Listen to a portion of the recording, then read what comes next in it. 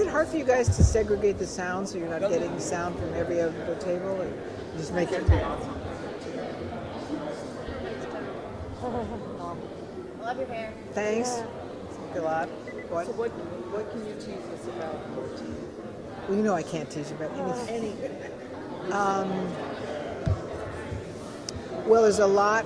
There's a nice deepening of the relationship between Cass and Nick. Cass and Jack. They grow. I mean, there's a more paternal aspect to it, and with Dean being absent, Cass is more hands-on, more paternal.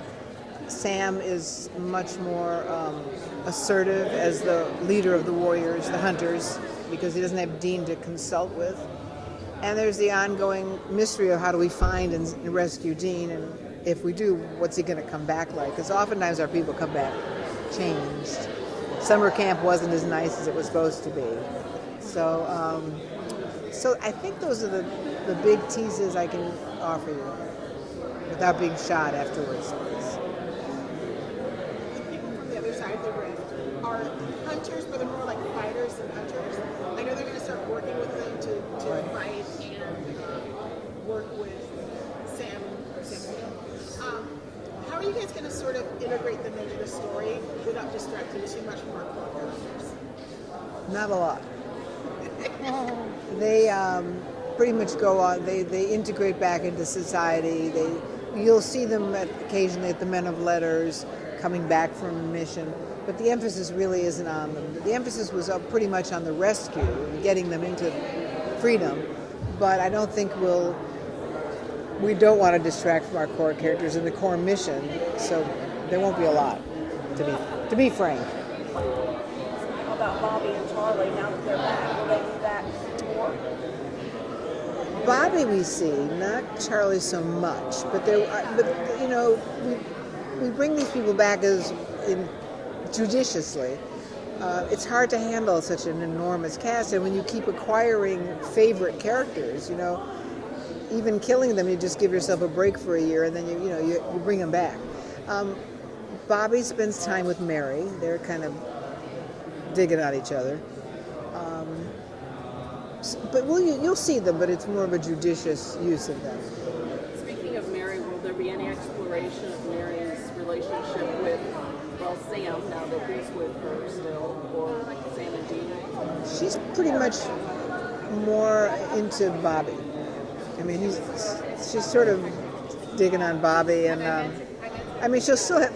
She's a very complicated mother, and she's let her sons down in many ways, and chosen a career over motherhood in many ways. She's another character that I think we're going to use very carefully, because we have a couple of big themes that we have to work on that I can't talk about.